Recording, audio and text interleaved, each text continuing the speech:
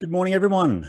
Welcome to the Ocean Protect webinar. This is webinar number 11, would you believe? And obviously, it's a little bit different to what our normal timing. This is a breakfast session or morning session. So thanks for everyone who's made a special effort to get out of bed a bit early, maybe, or got to work a bit earlier today. This is, I'll be really looking forward to this presentation. This is you might recall we had a previous webinar on bioretention media performance by Craig Fairbaugh from Contact, who I know and I can see is already dialed in to attend. So welcome, Craig. But Mindy Hills is our presenter today.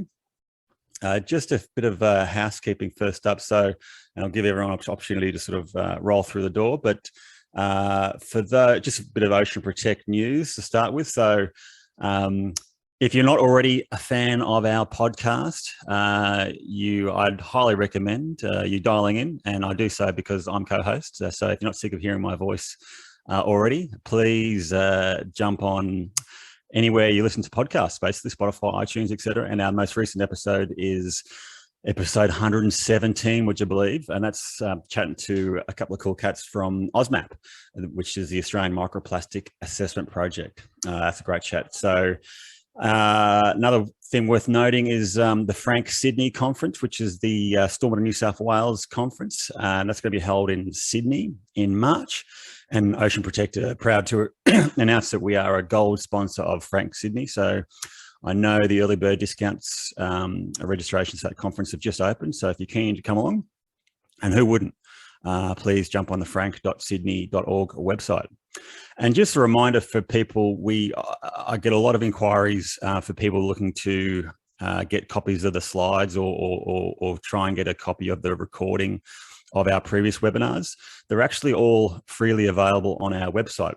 So all our 10 previous webinars that we've done to date, they are all available on our website under the oceanprotect.com.au/webinars page. And yeah, that includes the recordings, so on YouTube, of all the presentations, plus the presentation slides as well.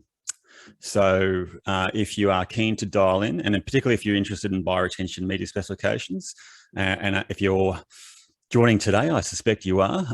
Craig Fairbaugh's presentation previously is certainly worth tuning into if you haven't already. But it's certainly not about Craig today. We've got, now Craig's a bit of a rock star, but I think Mindy is certainly in the sort of same sphere. Morning, Mindy, how are you? Oh, hang on, you're on mute, Mindy. Good afternoon. Good afternoon. So Mindy is actually joining, for those who aren't familiar with Mindy, Mindy is actually joining us from Richmond in Virginia. So it is an afternoon for her, but certainly a morning for me and most of the people in the call. And look, if you like, Mindy, you can start sharing your screen as I introduce you. But for those who aren't familiar with Mindy, Mindy is the R&D project manager at Contact Engineered Solutions and has worked in the stormwater industry for over 18 years. She's responsible for the product development and evaluation for the stormwater treatment, including ensuring a stringent bioretention media quality control program. She's got an MS degree in horticulture with a soil science concentration from Virginia Tech, and with research focused on identifying vegetation for phytoremediation and stormwater treatment systems. And I think it's fair to say that Mindy knows her stuff when it comes to bioretention media. So really looking forward to this chat. Just as a reminder for housekeeping, if you do have any questions you'd like to ask Mindy, please put them in the Q&A tab.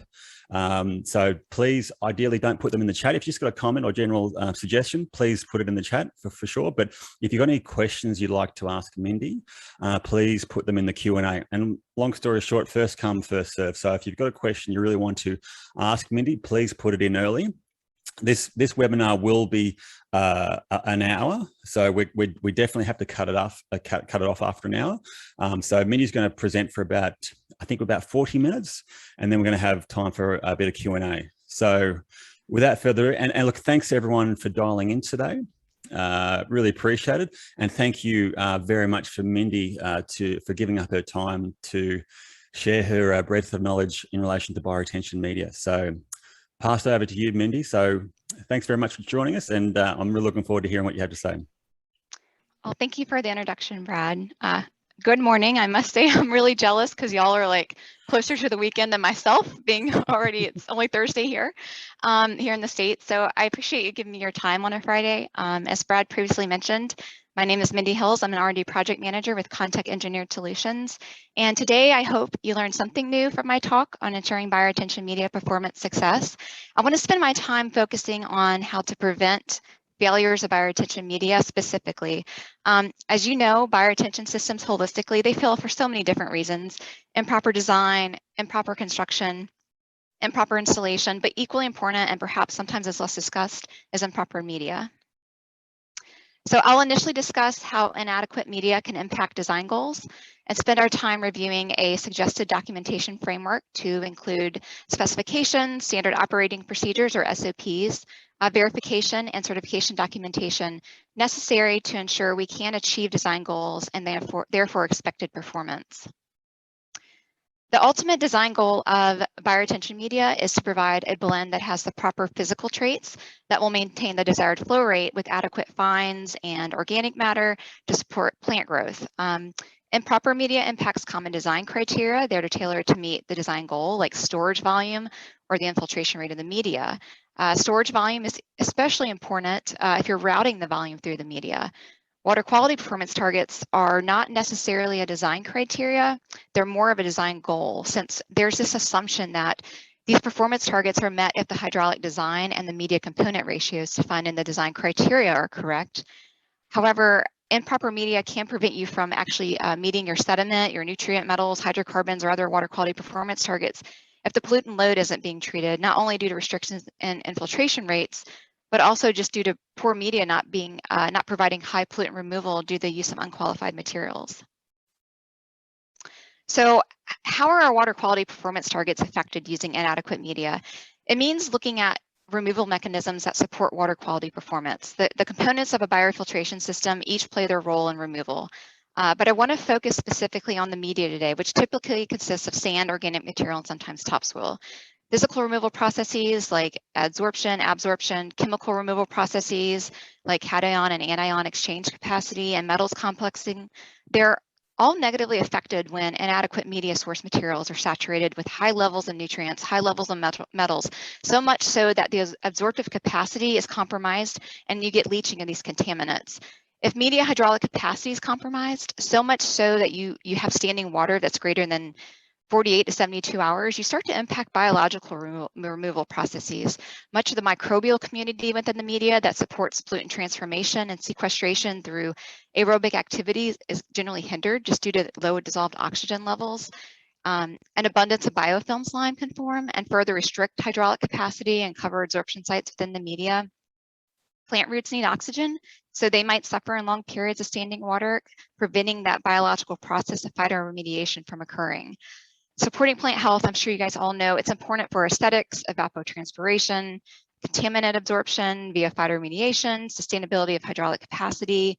You can have reduction in long-term maintenance costs, and supporting vegetative growth creates a habitat for microbial activity for contaminant biodegradation and sequestration. The media in a bioretention system, I like to say it's like an engine in a car. You know, it's what makes it perform.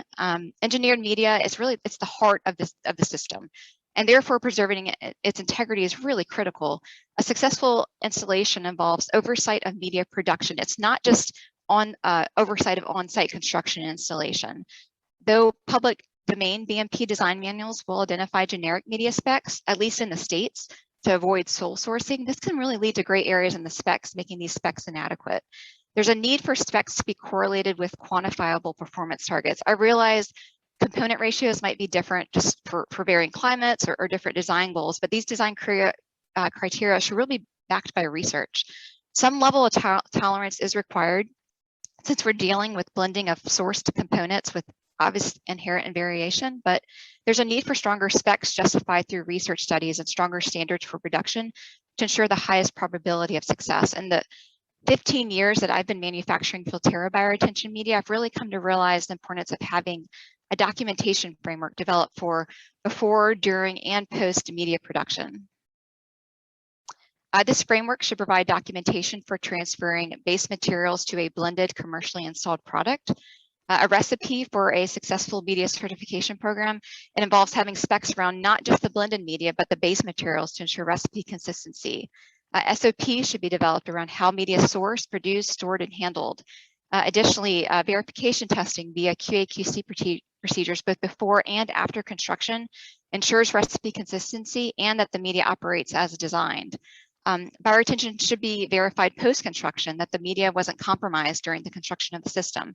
And then lastly, since media production is a batch process, certification letters should be provided for every media batch produced, ensuring composition, water quality, and hydraulic performance. A historical record should also be filed with information on how each batch was created just for future reference. Public domain design manuals, generic media specs often specify ranges for media composition, including sand, topsoil, and organic matter. Generic blended media specs often include physical and chemical composition specs, as well as a permeability requirement. The goal was really to balance a permeability with sufficient soil fines and organic matter to remove the stormwater contaminants and support plant growth. Common parameters to consider include sand, silt, and clay, which can be determined from a particle size distribution analysis. Organic matter can be determined from loss on ignition, that's by burning it off the carbon in a muffle furnace, or it can be oxidized via chemical reactions. Bulk density is measured based on the dry mass of the media and like a pre-measured cylinder volume. I've listed some chemical composition tests, but kept it short just for time consideration. I realize this list is not all encompassing, but it lists more common tests found in specs, available P, also known as P index, and CEC, cation exchange capacity. They're often measured via weak acid extraction method. The P index provides a measure of just available soil phosphorus content and the risk of that phosphorus moving through the soil media. The risk of P movement through a soil is really influenced by several soil physical properties like texture, structure, total pore space, pore size, pore distribution, organic matter. It's a lot of different factors. And P can be very labile in soils under saturated P conditions. Therefore, measuring the available P is important, just understanding the leachability of it. Total available nitrogen, I didn't list it here. It isn't a spec we see often in the States, but I think it will become more prevalent as regs become more stringent around nutrients.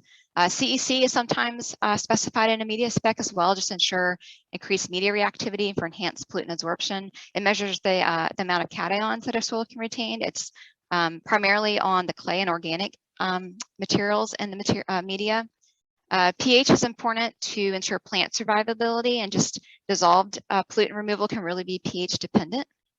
Media infiltration rates are typically specified and are highly dependent upon particle size distribution and media composition. And verification testing should be performed for these requirements just via relevant standards. Here in the States, that's usually ASTM or US EPA. For the sand-based material spec, ASTM C33 is often identified in public domain manuals in the States. However, there are other parameters that should be considered just to ensure media performance is adequate. You want to make sure the sand's washed. If it is washed, how much are they washing it? Ideally, that sand's being washed well on a conveyor as it's being screened.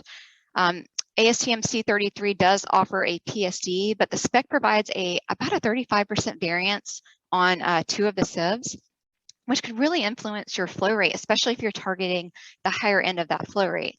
So there needs to be just a better understanding of how flow is impacted by this variance.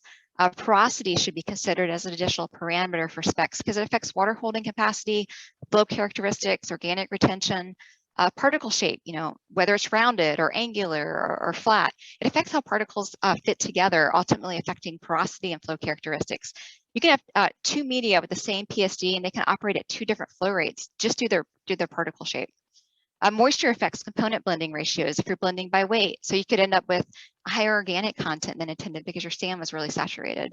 A fertility analysis, it provides results on macro and micro plant available nutrients that are also leachable. If you're receiving quarry sands from an area heavy in limestone or calcareous soils, this could really raise your pH and affect plant health. It can affect effluent pH and pH dependent removal processes. So you have to think about how all this is impacting your treatment goals. Organic-based material specs usually identify compost in the States and sometimes the addition of topsoil. Some specs don't list requirements for the compost, but some do reference the US Composting Council or STA certified. That's the council's seal of testing assurance. It's generally appropriate for a compost spec. The council has specific criteria around manufacturing compost just to ensure a more consistent product. It's developed TMEC, it's the technical methods for the examination of composting a compost, to provide a more science-based manual of rigorous tests methods that are specifically appropriate to compost. It's really a lab manual that's modeled after ASTM, which is the American Society for Testing and Materials. Additional considerations for developing an organic spec should include identifying the feed stock. Is it plant-based or food-based or sourced elsewhere? Plant-derived materials such as leaf or wood-based compost are generally a better feedstock than food waste for better consistency and less leachability. Is it free of weed seeds? What's the total organic carbon content? U.S. Composting Council requires at least 35% with specs around bulk density of 40 to 50 pounds per square foot, which is an important spec to meet just to ensure that total organic carbon content in that final blend. And then consider what's the method of composting, ensuring the compost reaches the right temperature, is it turned right, just for maturity. Those maturity rates are based on O2 consumption and CO2 generation. If the compost is not adequately matured, you could have more leaching of nutrients and less pollutant removal. 2-year-old compost is generally considered matured in the States. Organic content and carbon to nitrogen ratio also are affected by maturity. We desire compost with high carbon and low nitrogen just to prevent that nitrogen leaching. And consider what's the PSD for compost. 100% passing a 1/2-inch grain. It's general practice. For topsoil, a loamy sand, sandy loam, or loam are generally, they don't have a PSD spec for it. And so it can be highly variable just depending on the source, sometimes containing even larger pieces of mulch or wood chips. As a result, the media can have higher than desired fines or inconsistent blends, leading to variable performance, which may result in lower than desired infiltration rates. Is the compost or topsoil screened to eliminate trash and debris? The TMEC standards actually require manufactured inert material, like your plastics and concrete, ceramics, metals, these things, to be less than 1% by weight. pH shouldn't be too acidic or basic, so plant health or removal performance isn't negatively impacted. You might want to consider a leachate analysis just to ensure high concentrations of nutrients and metals aren't leaching from the organics. A nutrition test would provide information just on how long the organic material would perform.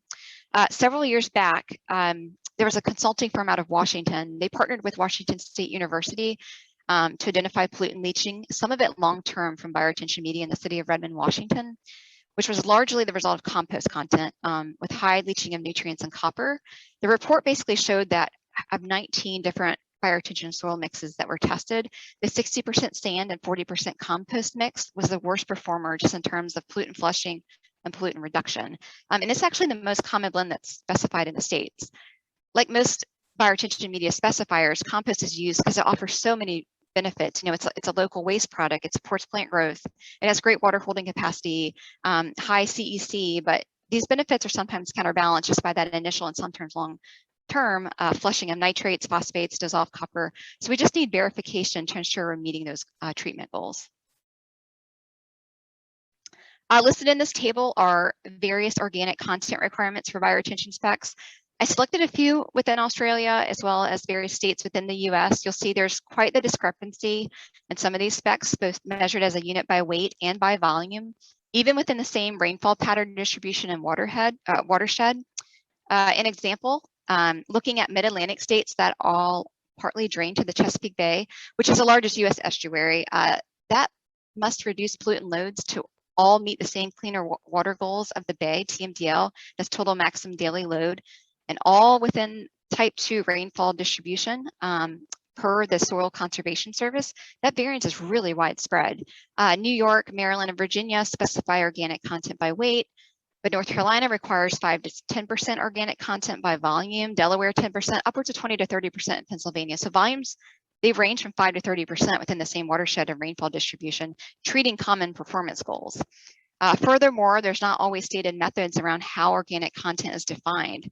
Some manuals don't define it, others define it as organic material mass, others define it as total organic carbon, where it's ignited in a furnace or oxidized via chemical reactions to measure that carbon content. And just depending on the organic source, the conversions from volume to weight and weight to volume can vary significantly in their carbon content. And I have to give credit to Blacktown City Council for further clarifying some of these issues which I briefly just kind of reviewed in their recent spec revision, because we don't see a lot of this spec clarification often in states. These disparities ultimately they're leading to inconsistent performance. And then you mix in, you know, an unqualified compost at 40%, the amount of nutrient leaching could be really excessive. And I'm not saying that like 5% is better than 40 or vice versa. I know the amount may vary just depending on the performance objective or the project goals, as well as your organic source, but that performance monitoring needs to support these different standards so that we are using consistent and justifiable standards that reliably meet the targeted objectives. Research evaluating different organic content and organic sources, both lab field settings, it's really lacking. And BMP compliance options and permits in the states, they provide little incentive for performance testing. Simply, there just is a need for quantifiable performance targets. In the states, the US EPA regulates land application of waste materials and substances containing heavy metals through EPA's Code of Federal Registry, Part 503. That discusses the final use or disposal of sewage sludge. It's generated during the treatment of domestic sewage. That includes standards for sewage sludge that's applied to land. So that's also known as biosolids. The TMEC standard, they reference EPA's Code of Federal Registry, Part 503 for land application of biosolids. That's pictured in this table. Just to serve as a guide for compost for the maximum application thresholds for heavy metals concentrations. The concentration of each metal in the material is not to exceed the average monthly concentration listed in the table. But in reviewing these numbers, I have particular concern with copper and zinc since it's a pollutant of concern in the Northwest area of the US due to impacts to fish. Just looking at copper, at 1,500 milligrams per kilogram, that's really high for a monthly average, and 4,300 as a maximum concentration. For land application where appropriate precautions are taken to blend biosolids into the soil to prevent loss from runoff, this may be less of an issue, but in a stormwater treatment system, these levels of heavy metals are really too high, especially for high organic matter content specs. The availability of copper in the media, you know, it can be dictated by a lot of different environmental factors like pH, redox potential, equilibrium reactions. If the media absorption sites are already saturated with metals, how can we capture much more heavy metals in the stormwater as the biofiltration systems are intended to do? You know, and we've identified copper leachate as an issue in the study I mentioned, and it can also cause phytotoxicity to plants. And just additionally, too much organic matter can contribute to increased leaching of dissolved organic carbon or DOC as it breaks down, which can cause leaching of heavy metals that are bound to DOC through metals organic complexing. This is an example of a public domain blended media spec that I pulled from the state of Virginia, since simply that's where I live. This table is taken from the Department of Environmental Quality's spec, Bioretention spec, providing more specific information on the sand, topsoil, and organic matter content. I have both the older and newer standard for comparison because I want to focus on the change in the spec for phosphorus. You know, phosphorus is a major pollutant of concern in Virginia, as I believe it is in Australia. Pea fertility requirements are sometimes listed in bioretention specs to ensure there's enough phosphorus in the soils just to support plant growth. However, you have to be careful not to have too much P as you end up with a soil that's saturated and, like I said, leads to leaching. The potting soil mix that's planted with a plant provides a lot of nutrients to help support plant growth during the establishment period.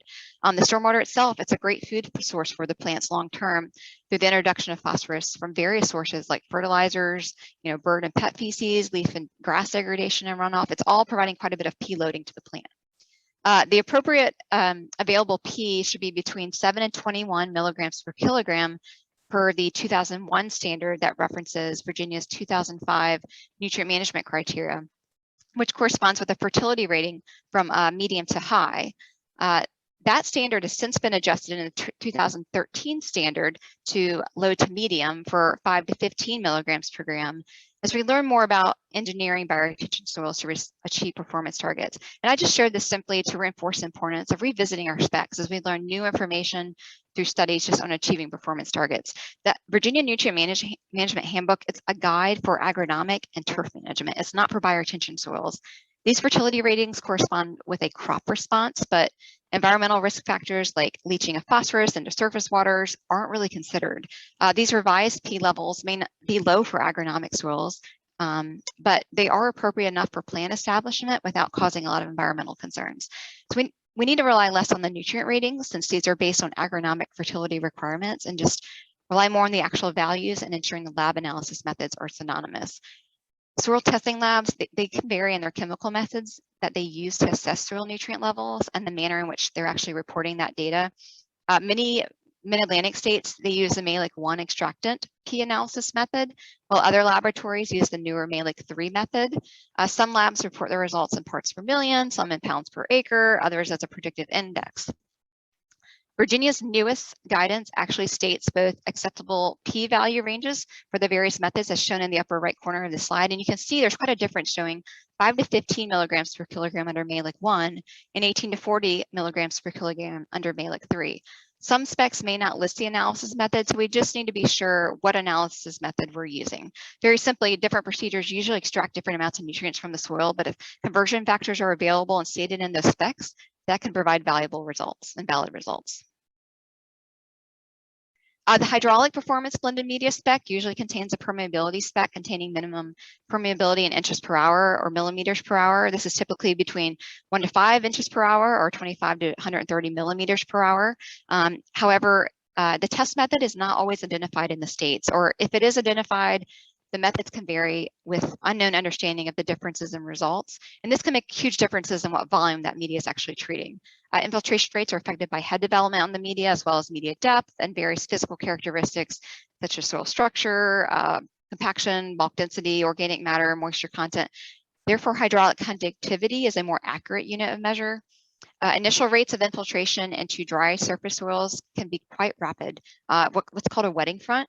And then it'll decrease as the soil gets wet and or it swells, as pictured in this illustration and the graph to the right, depicting what's called the green-amped relationship.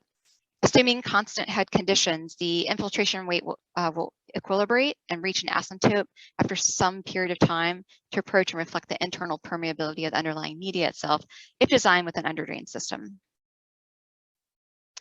So why does bioretention media not flow as designed? When specifically looking at the media, oftentimes it's the organics that are too high, the PSD is too fine, there's too much silt clay, contamination of the base materials or the blended media, or the media is not homogeneously blended, or it is blended, but it's with saturated organics. Saturated organic material can throw off your blend ratios, as well as cause the media to not be homogeneously mixed.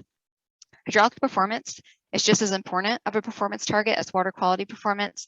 Many bioretention systems are volume-based and they store that water quality volume above the media surface. If you decide to reduce that volume by defining that volume as the pore volume in the media plus the stored volume above the media, then the infiltration rate of the media becomes more important because you need to route the runoff hydrograph to avoid quickly filling and overfilling the system. So the storage volume above the media becomes smaller and the volume control is achieved just by subsurface infiltration of the treated water. But if your media doesn't flow as designed, your system's no longer able to capture and treat that peak flow. So ensuring your media is within spec and just help ensure you're still treating your water quality design storm. Now, moving away from media specs and into SOPs, a framework for media documentation should encompass SOPs utilizing strict verification testing for sourcing, qualifying, producing, verifying, storing, and handling media. SOPs are internally developed procedures tailored specifically to managing bioretention media from its inception to installation, as well as approved testing methods such as ASTM, EPA, ISO, or other approved test methods for verification testing of composition, hydraulic capacity, and quality performance. SOPs aren't just specific to media suppliers, but it's those providing base materials, those purchasing media for resale, or contractors blending or storing media on site.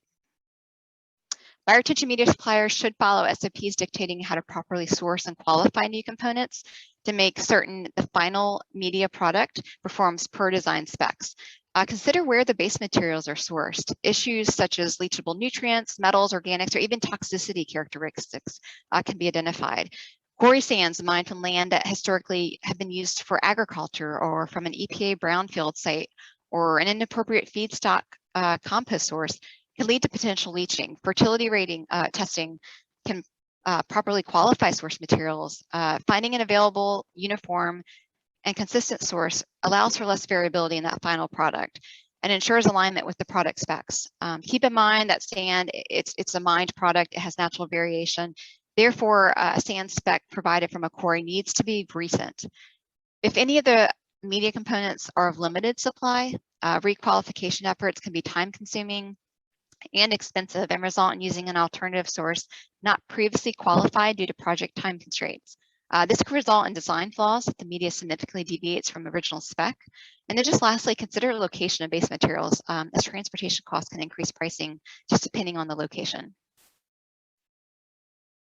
A production SOP should describe the components and tools necessary to manufacture media to meet specification. If media is blended on a project-specific basis by the contractor, especially in situ, a production SOP describing the process for bioretention media manufacturing is really crucial, just to guaranteeing the media and the components are procured from approved suppliers and that proper equipment and components are utilized.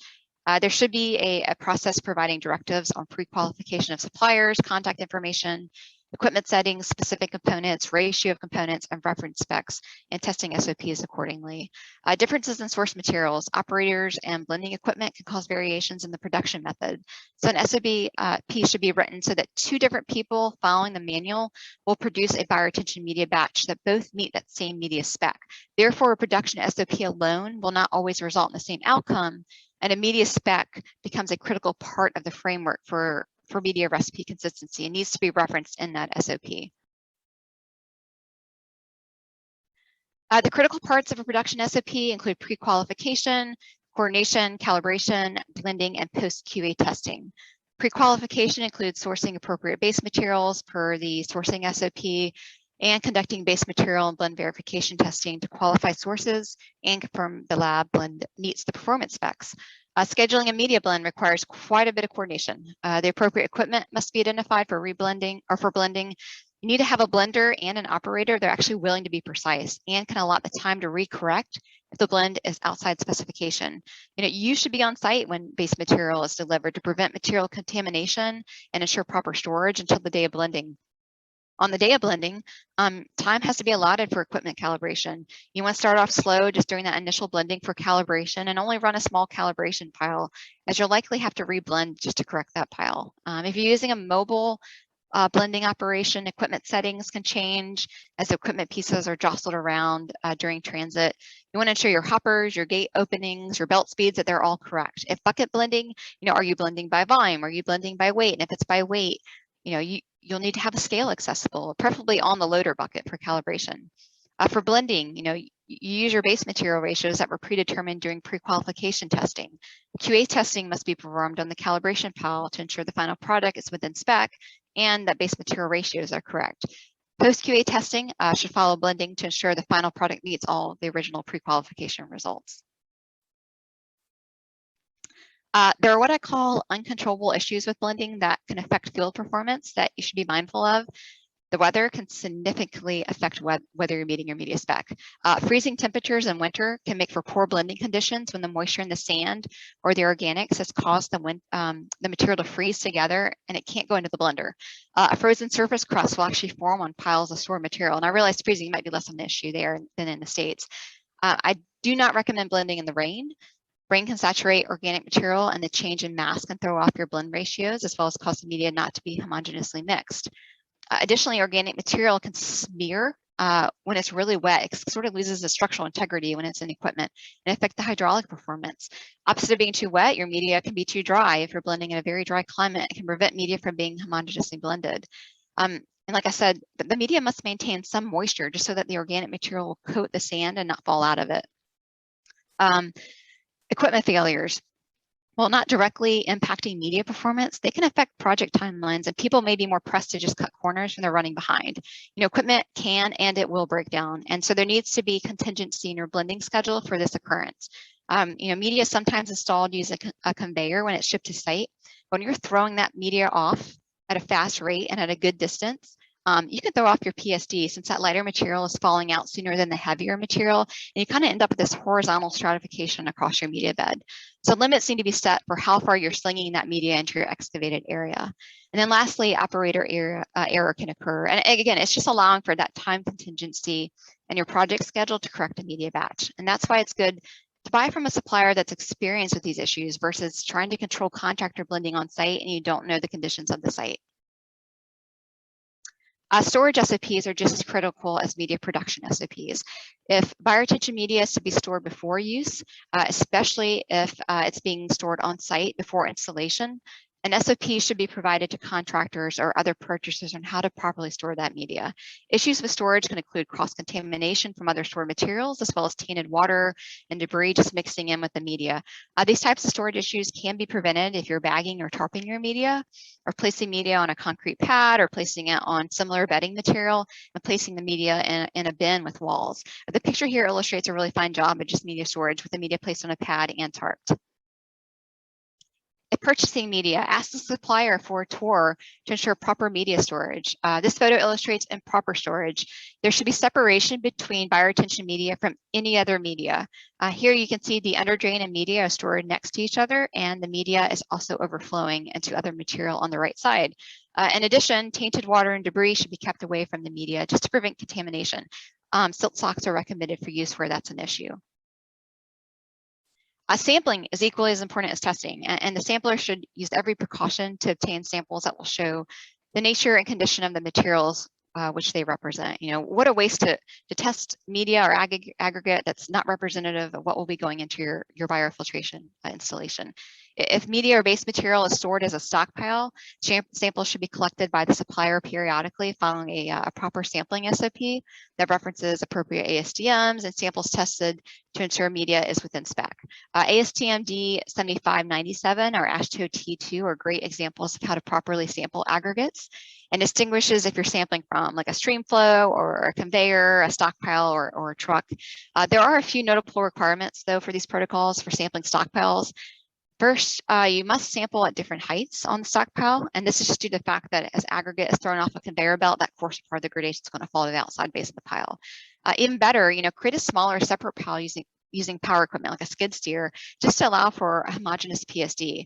Also collect samples from the area of the stockpile representing material that's currently being shipped. And then just lastly, the surface of the stockpile should not be sampled if you are collecting material directly from that stockpile, because it can be affected by weathering and cause the smaller fines or organics to be pushed kind of further into that stockpile. And you can see the illustration on the far right corner showing the biofiltration media stockpile and how that organic material is kind of pushed inward a few inches due to weathering. Additionally, each new media batch produced should receive a batch number for tracking purposes. Reference samples should be inventoried, you know, should there be any future issues requiring further testing. Media should be maintain some sort of moisture, like I said, just to prevent segregation of components and ensure a homogeneous blend during storage and transport. This figure demonstrates visual differences in the same mass of media under different moisture conditions, contributing to differences in volume. The media is more porous and like fluffy, so to speak, when it's wetted, and the decreased porosity with the dry media can result in reduced flow rate. Media transport, it has its own set of issues as well. You know, trucks hauling bulk media, they ought to be cleaned prior to use to prevent contamination from remaining residue from prior loads, and loads should also be covered. Verification testing should cover before, during, and after production, like I said, as well as post-construction. I've said that specs should be performance-driven, but you know, how do we verify performance? I've defined QA and QC, or quality assurance and quality control. Here, just so you understand, there needs to be just as much oversight into blending the media as there is ensuring product consistency throughout the use of the pile.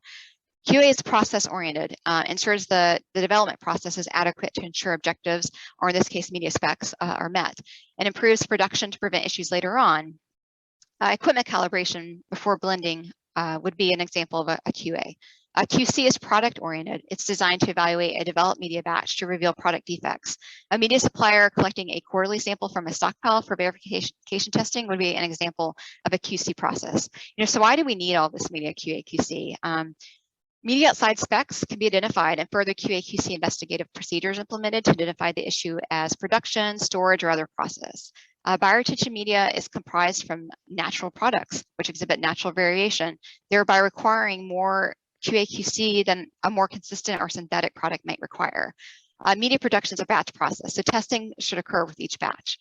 Different methods of blending can be used by different suppliers, leading to different final product. Various QA tests should be conducted to ensure the blending equipment is effective or are properly calibrated to meet the media spec. Directions can get lost in translation, and therefore just being on site for new suppliers is really critical. Blender operators need clear guidance. You know, are we measuring by weight? Are we doing it by volume?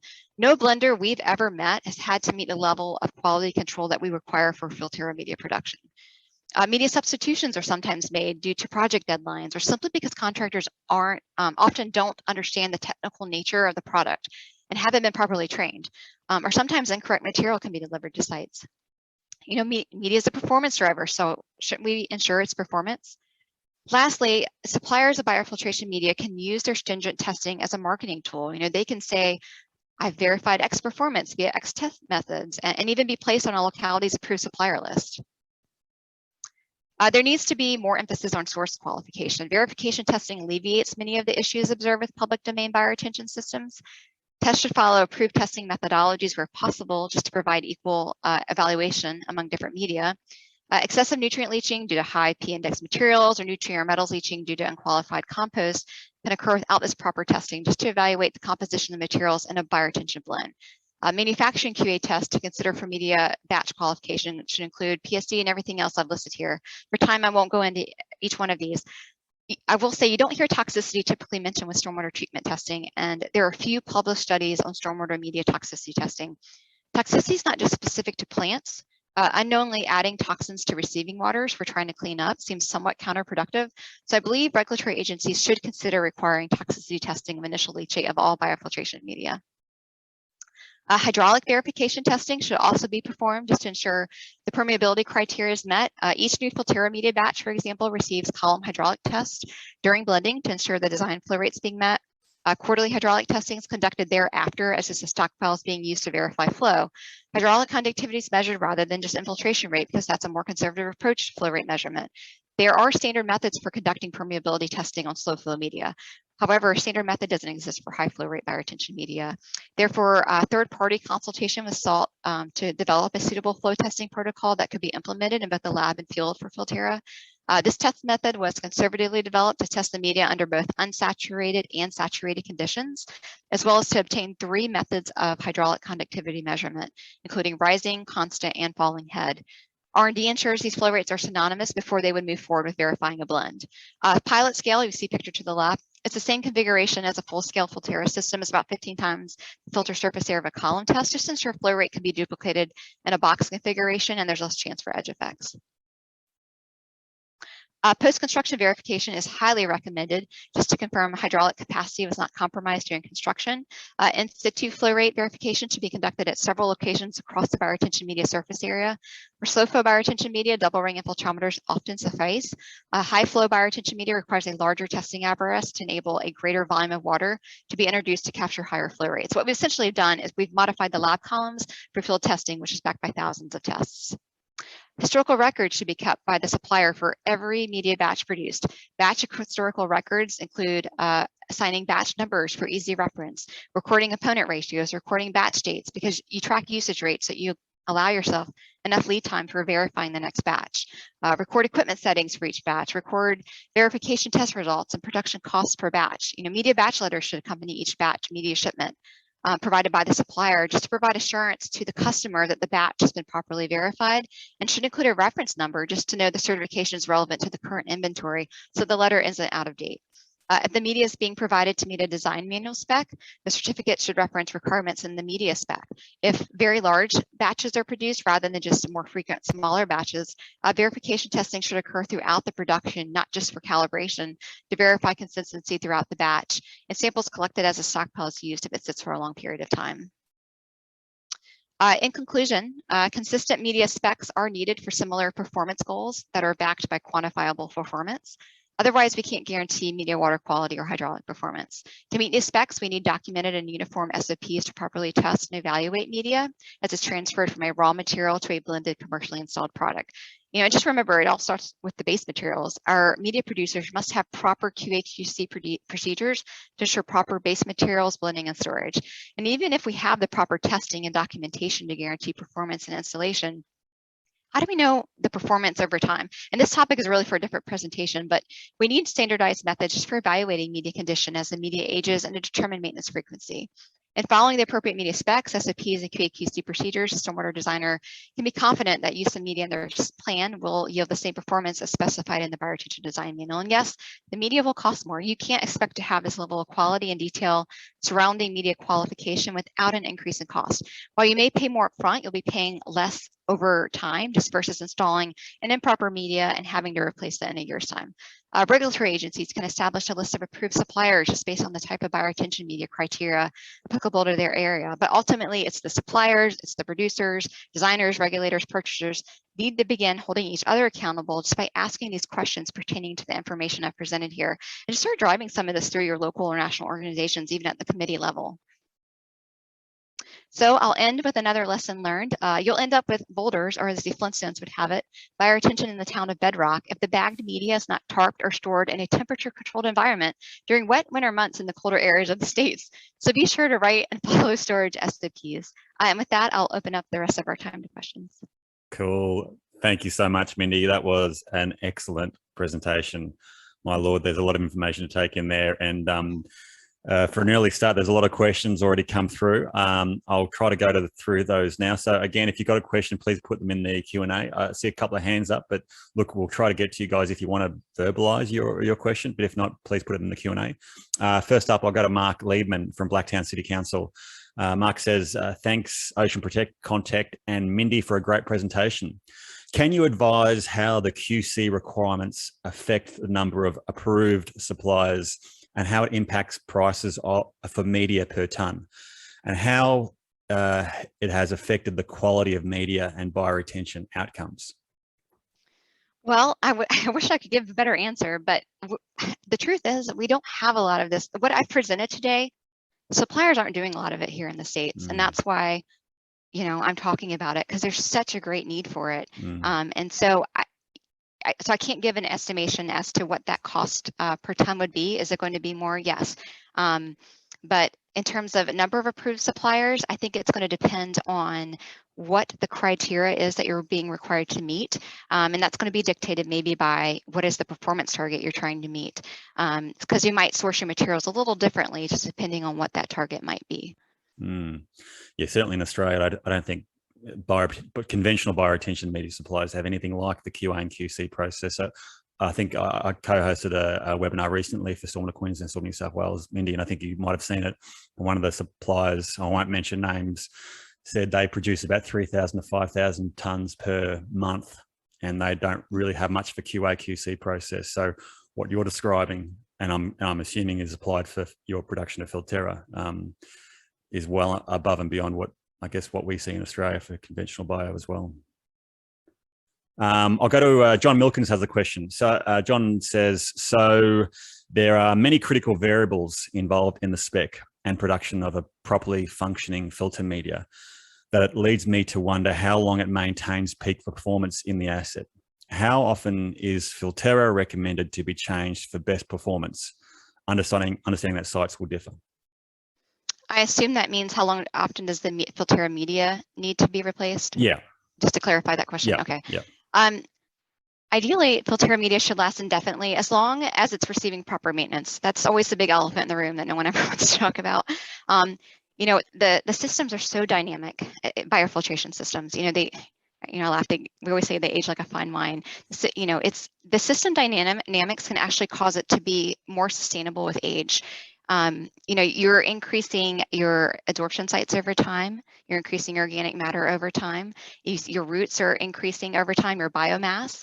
So I can say with confidence based on history with Filterra media will last in its original application for 15 plus years. And that's just absolutely based on sales date, but it might require remediation at some point. Sometimes, especially in heavy loading areas, you might need to scrape off that first several inches of media, especially if it's gone a long period without maintenance. I would say if you wanted to, if you were considering trying to relocate that material for reuse somewhere else, I would have a lot of concern just around contamination or that sort of thing. But ultimately, maintenance is key. If you maintain, you shouldn't have an issue. So we've, and that's something, and that's why I put that out there. How long do these last? There's not a lot out there on a long-term bioretention system performance. I've seen some academic studies out there that's showing they still do perform. You'll see some where there's a lot of leaching up front, but they start to stabilize after some time. But everything has a different design criteria, so everything is different. So I'm looking at this performance, but I can't compare it. We have the International BMP database, and it's a great tool. There's a lot of bioretention studies on there, but it's hard to understand. I can't compare apples and apples, right? Because so there really needs to be performance around our standards and performance that are together for these different design criteria. Yeah. But yeah, getting back to the original question, I think maintenance is key to long-term performance. Yeah, and that is backed up with some data. I know Filterra, there's a long-term study of about 7 years. I know Johnson did a study of a couple of systems over, I think, 10 or 15 years. It showed that it did increase over time. But yeah, there was a conventional system that showed initial leaching, but then turned around a little bit. There's still a lot of questions coming through. Brett Phillips. Brett asks, given all the complexities in filter media, does this mean that we should source filter media from a centralized batching facility rather than attempting to blend on site? Is this analogous to concrete, which is ordered and delivered on site when needed and placed immediately? Does Filterra construction need to similar service for delivery to a site and immediate placement of filter media? I think that would help. You know, I think you have to think about transportation costs in this, because you're not going to ship all the way from one end of the country to the other. It just doesn't make sense. But I think where we can do more centralized batching facilities, certainly versus blending on site, you know, that's where I have personally seen just a lot of issues.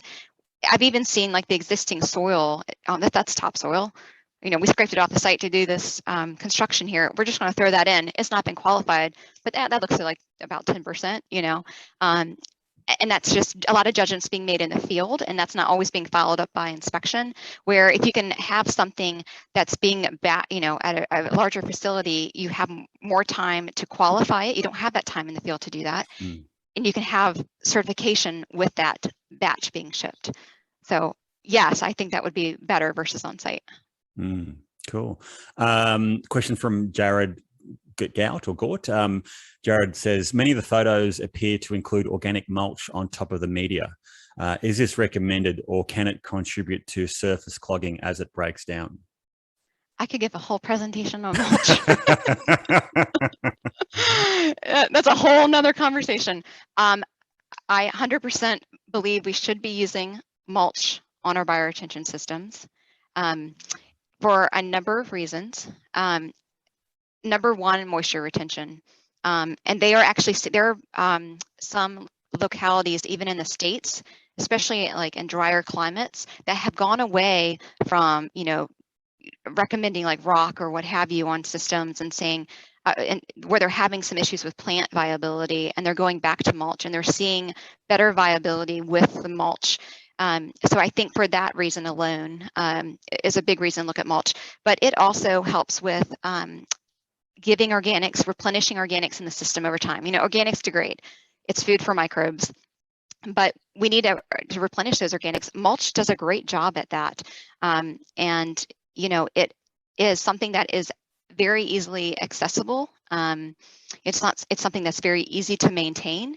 So yes, and I have not seen, I'll say with the surface clogging thing, you have to be careful about what mulch you're using, because yes, if you're using the wrong mulch, you're going to have surface clogging issues if it's too fine. Here in the States, we have an actual mulch and soil council that we use. It's on mulch bags. You can go buy them at the local home improvement store, and you look for that branding to know that it's about the right amount of shreddedness. It doesn't have a lot of weeds in it. It doesn't have a lot of soil in it, or just unwanted debris in it. So again, there could be a whole specification written around mulch. But I know for Filterra, for example, there's a specific specification that is applied. I think it's double shredded hardwood mulch, generally speaking. Can you describe why that is that sort of I guess specification is important, and why I guess Filterra uses that specification in particular in terms of floatability and nutrient leaching, etc.? Yes, so we have found that the double shredded hardwood mulch doesn't float as much as, you know, commonly available are wood chips, and you even see it in specification sometimes, but the wood chips are just less dense. They don't hold water as well, and oftentimes they're going to float. And many times they're made of soft wood. What we find with hardwood is that it is more biodegradable, and so we find that it helps just with the system dynamics over time, replenishing the organic material to the system, helping with, we've done some microbial studies looking at systems that have mulch and that don't have mulch. And what we found is that those that do have mulch show higher levels of microbial activity. So we do believe that it just helps with, pollutant removal, and I didn't talk about that earlier, but the pollutant removal dynamics of it is, outside of just sedimentation, but because it's an organic material, there's all types of other pollutant removal we're getting from metals or oil and grease and that sort of thing. I think you might have to come back and give a presentation on bioretention, microbiology, Mindy, because I am keen to hear that one. In terms of that pre-treatment or treatment of water before it gets into a bioretention, one of the questions from David Zeta is, should there be a gross pollutant trap put upstream of a bioretention system or other sort of type of pre-treatment prior? In Australia in particular, we rely heavily, almost as a standalone device, bioretention systems to meet fairly lofty pollutant removal targets. Is that appropriate, or should we be considering some sort of pre-treatment upstream? I think it depends on the site conditions and the land application. Certainly a high loading site and certainly the maintenance frequency. If you don't want to be maintaining it as frequently, that might be something to consider. Here in the States, we see sometimes they'll put in a sediment forebay to allow a lot of that sediment, especially if they're not using mulch because they just want to preserve the filter media. They might put that in to remove a lot of those gross pollutants before entering the system. So I think you really have to look at long term, thinking about, I always say we always do all this work up front on the design, and then we never think about the system, the life cycle cost of the system long term. What is it doing? So think about that and how how often are you going out there to maintain it? What kind of budget do you have for doing that? If you don't, you might want to consider investing, and you have heavy loading, you might want to consider something like that up front.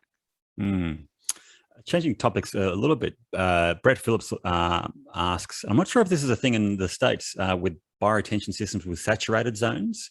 Brett asks, what's your view on bioretention systems with these wet sumps or saturated zones? I think it depends on, we see it. So certainly there's a NC State, Dr. Bill Hunt, many of you probably have heard of his name. He definitely pushes the internal water storage within these systems, and he's done a lot of published studies out there. I encourage you to look at that to see some performance data.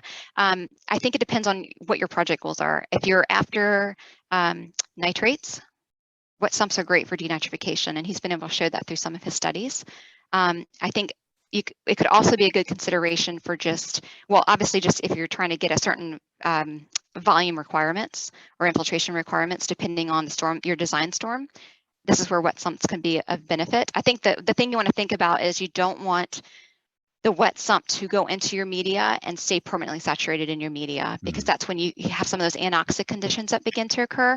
So you want to keep that aerobic. But I think if you're able to include a wet sump, that you're probably going to increase certain nutrients. You have to be careful though, because phosphorus actually can be very labile in anaerobic conditions. So it always seems like you're fighting one to fix another. So there's always this balance. But generally speaking, and certainly for plants too, just thinking, you can make this, if plant viability is an issue, you could always make depending on your targets for pollutants, you can make your bed depth a little shallower to get that wet sump up a little closer to the plant roots. Yeah, cool. And you mentioned around performance, and there's a question from Yatila De Silva. They ask, could you describe a method of monitoring, so stormwater performance monitoring, where councils are in a better position to monitor the performance of these assets over time? He says the problem with the councils are lack of manpower for monitoring after building the facility.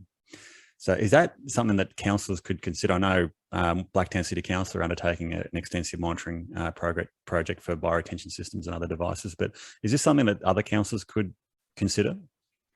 I do. Obviously there's a cost, and it can be very expensive. It can be several $100,000 US dollars to do the type of study to really qualify and quantify performance. Certainly with some of the, like we have Washington State Department of Ecology here with their TAPE program that has a very extensive program for this type of monitoring. But I understand that not everyone can do that. So one suggestion I would have is partnering with academics. There's a lot of graduate students that are eager to do the research to finish their studies. And so why not partner with them to have some of this done? I also think you can do scaled down versions of, maybe you're just doing quarterly sampling and seasonal. Maybe you don't have the funds for doing auto sampling. That's obviously a better method, but maybe you can do some graph samples. There's a lot of ways you can alter your program to kind of fit with your budget. Great. Look, some monitoring is better than none.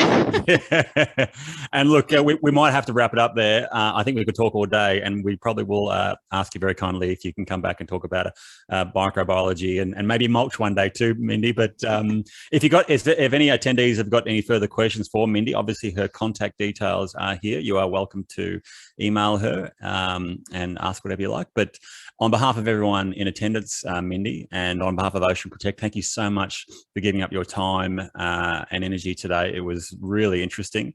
I can see a lot of comments coming through around. People have taken a lot from this presentation, and I'll probably be asking you a question or two in the not too distant future. So again, thanks for giving up your time and energy and your expertise. So it's really appreciated.